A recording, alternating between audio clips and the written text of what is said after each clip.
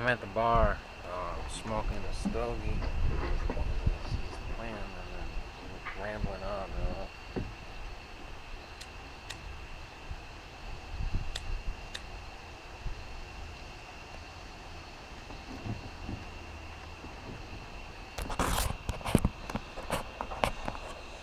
Yeah, is that one there?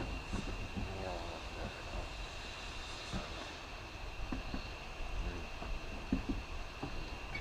Got more smoke, so check in. Also, it's 10 o'clock Rockstar stop, 10 o'clock Red Bull stop. So I like to have between 0 and 3 be help me keep the script going through, instead of getting stagnant, causing hemorrhage or aneurysms, strokes, heart attacks, migraines, brain freezes, and whatever's worse, like impotence, or something similar.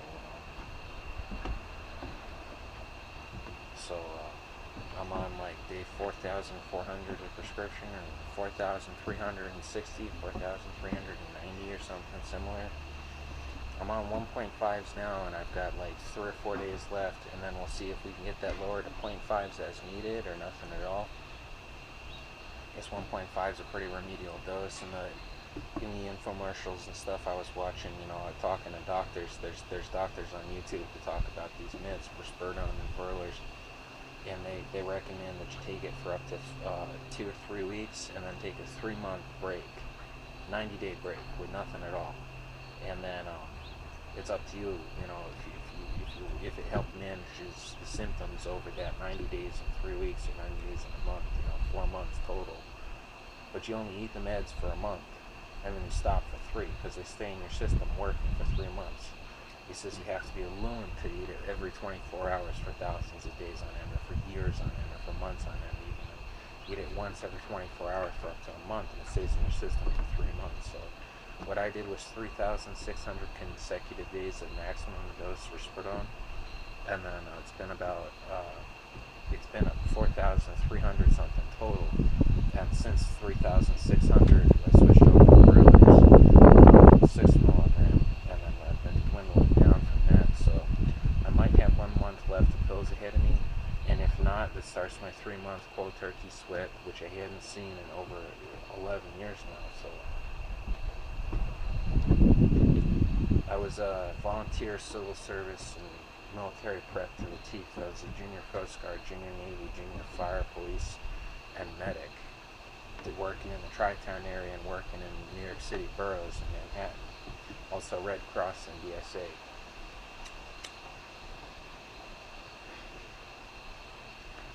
And I was going to high school at the same time, and I was on a bed tour. And so the overactive childhood plus a head injury wound me up off my feet for between 10 to 15 years as temporarily disabled. I might be permanently disabled, but they consider it, what they tell me is different than what they write on the paperwork. And in the paperwork, permanently disabled, what they tell me, you'll be better between 10 and 15 years.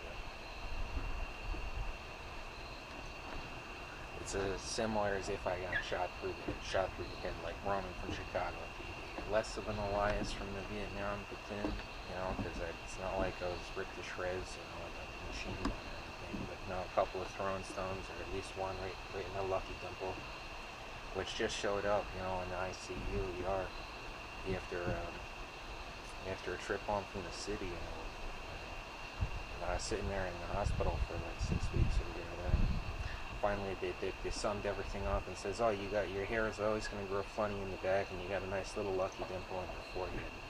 I bet it was a terrorist from a skyscraper with a Kalashnikov and a scope on it, one single shot. Little bit of Grand Theft Auto in the city, before GTA 4 came out. They must have been playing as that other character.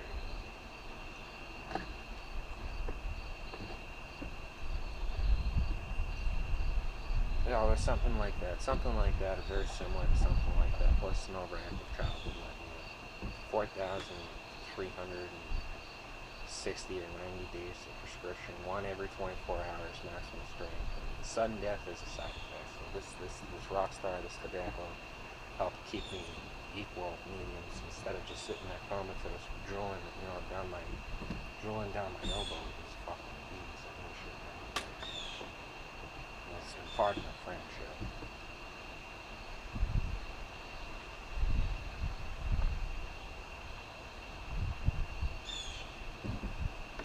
I didn't even do bad in high school. I got an A plus on my or an A even on my AP Physics final.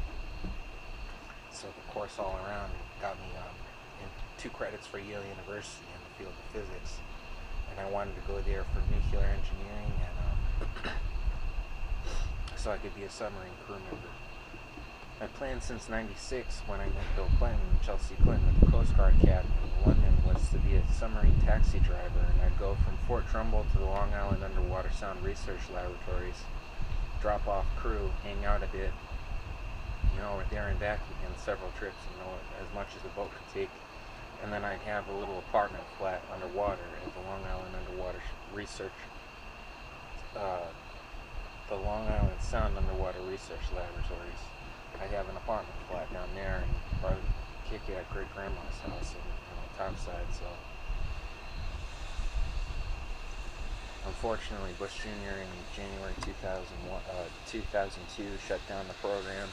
No more scientists, no more researchers, no more scholars, no more civilians. It's a military only base.